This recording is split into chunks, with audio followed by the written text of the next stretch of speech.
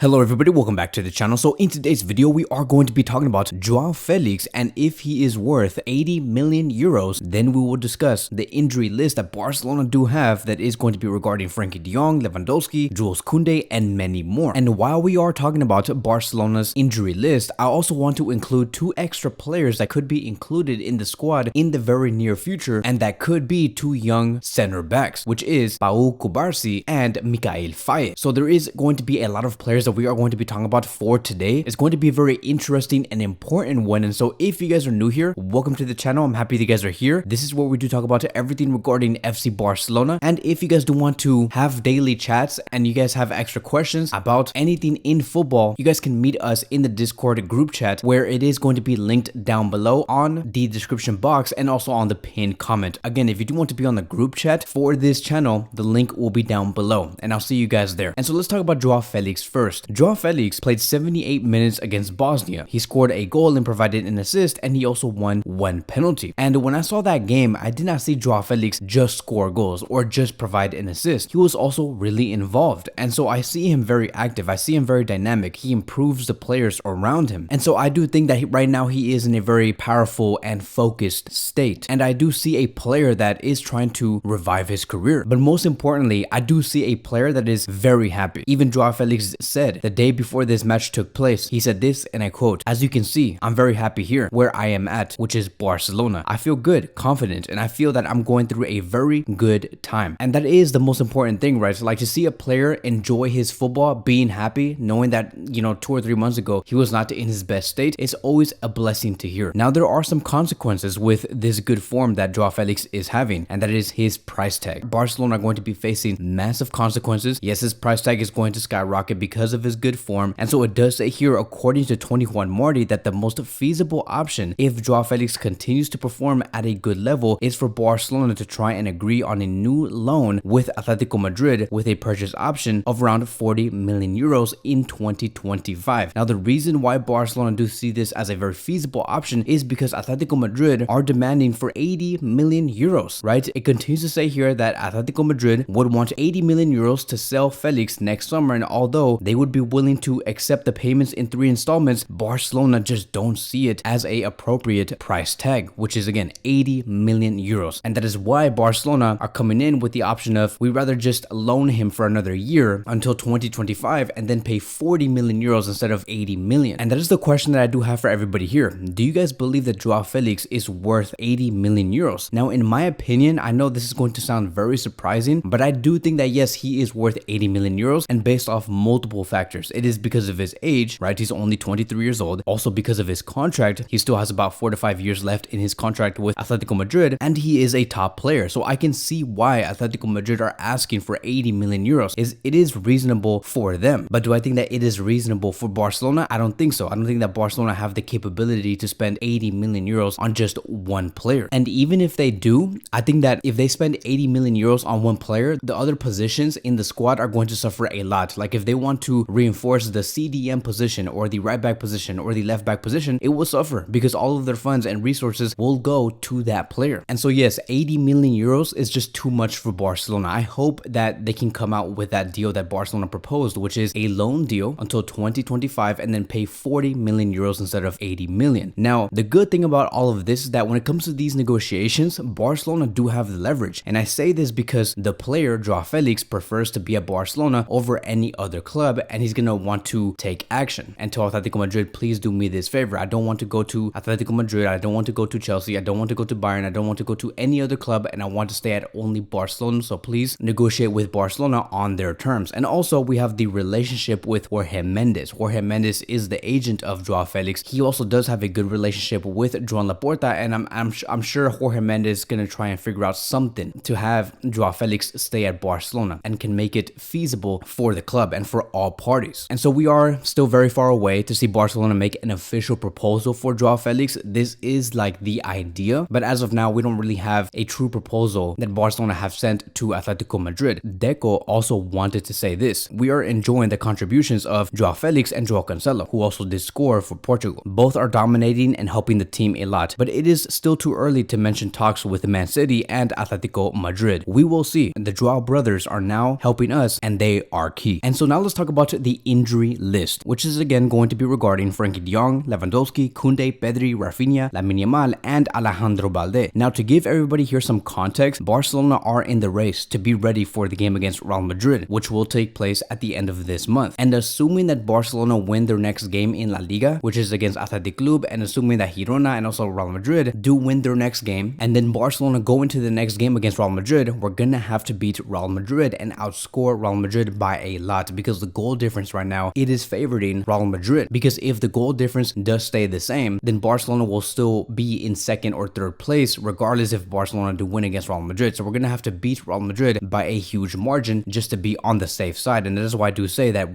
we are on the race. We need as many reinforcements and as many players back as soon as possible. So let's first quickly start with Alejandro Balde and Lamine Yamal. And it says here, according to Javi Miguel, that two players are expected to get the medical green light this week, and that is Lamine Yamal and Alejandro Balde. So this is probably the most least concerning injuries right now. We expected Lamine Yamal to feature in the Clásico and also with Alejandro Balde. Alejandro Balde did get injured about 2 or 3 weeks ago, but now he's on the safe side. He will be featuring in the Clásico, so no worries. We do have our pacey players returning to the squad. Now let's move on towards Frankie de Jong. And it says here that Frankie de Jong's walking boot was removed today, and he has started his recovery process. His participation in the Clásico is complicated, but the technical staff haven't ruled him out yet. So there is a very 50-50 chance that Frankie could feature in the match against Real Madrid. And the same thing is going to go with Lewandowski, because it has also been said that Lewandowski could get the green light for the Clásico, but even if he does, he'll start on the bench. And I really wonder, right, if Lewandowski does not start in the starting 11 against Real Madrid, who is going to be our number 9? And most likely, I believe it will be Ferran Torres taking on the number 9 position and looking for the goals. Keep in mind, Ferran Torres has a lot of experience on knowing what it's like to score against Real Madrid, hence the 4-0 win that we made about a couple of months ago. As for Koundé, he is so out. Koundé is not going to be there in the Clásico. It says here, according to Mundo, that Koundé is totally out for the Clásico. The Frenchman's return is expected to be on November 12th. And then lastly, for Pedri, it says here that Barcelona's plan for Pedri is to play against Shakhtar and maybe play about 40 to 45 minutes. And which is good, because if Pedri plays against Shakhtar, he will be fit and ready for the game against Real Madrid, because the Shakhtar game does happen before the Clásico. And so we are going to be getting that boost in creativity if Pedri does 100% return. Now, I think that the most important players that we do need in the squad to really make sure that we give a good performance against Real Madrid, it is Alejandro Balde because of his pace, and Frankie and Pedri, because we are going to be having the attacking force, and also we're going to be able to control the midfield with Frankie and Pedri finally coming back. And I say this because we all know what type of player Real Madrid have in the middle of the pitch, and that is Bellingham. And in order for us to reduce the amount of impact that Bellingham could have on that match, we do need the control in the midfield. We need to be the ball winners, and the only players that are able to do that, yes, it is Gundogan, yes, it could also be Gavi, but we especially do need Frankie and Pedri in the middle of the pitch, taking the ball away from Bellingham. Hence why I do say that one of the most important players that we need back, it is Pedri and Frankie. Now, speaking about Jules Koundé not being in this match also, I want to talk about the center back reinforcements, because knowing that Koundé is not going to be available, this is a discussion that has been taking place in the past couple of weeks, and that is the reinforcements in our defensive line. And Xavi Hernandez and also Deco have really been looking at two players, Cubarsi and Mikayil Faye. Now, these two center backs may not reinforce our squad for the match against Real Madrid, nor do I believe that they will be used against Real Madrid, but because our defensive line options are thinning, we do need more center back options for the rest of this season, and these two players are being eyed. And it says here, according to Sport, that both Cubarsi and Mikayil Faye are candidates to be in the first team squad in Jules Koundé's absence. So Cubarsi is also registered in the Champions League squad, while Faye is not eligible to play in that competition as he does not meet the requirements of non-first team players spending at least 2 years at the club. For Faye to play in the Champions League, he had to be registered in the first team, and that is why Cubarsi does have the advantage. And so look, these are not just random names, right? They're being discussed for a reason, and that is because they have great defensive displays and they have great ability with the ball. Cubarsi was brought in from Girona back in 2019, and he's only 16 years old. Mikayil Faye, right? We brought him in the summer of 2023, and he just turned 19 years old. These are very young players, and two players that are already being eyed as reinforcements in case one of our main center backs in the current squad list do ever get injured. These are also going to be two players that I am going to be talking about in a later video, because I do want to just give like a total of 8 to 10 minutes on what these two center backs are all about and what they do and what makes them so special. But at the moment, they are making waves, and and they are being considered. And the fact that they are being considered at such a young age, Barcelona's defense is in safe hands. Now it's just a matter of how are we going to slowly introduce the young center backs through the season. It's going to be very interesting to see how Xavi Hernandez does handle their minutes and how they're going to be introduced into the first team. So that is going to be wrapping up today's video. Thank you guys so much for watching, and I will see you guys in the next one.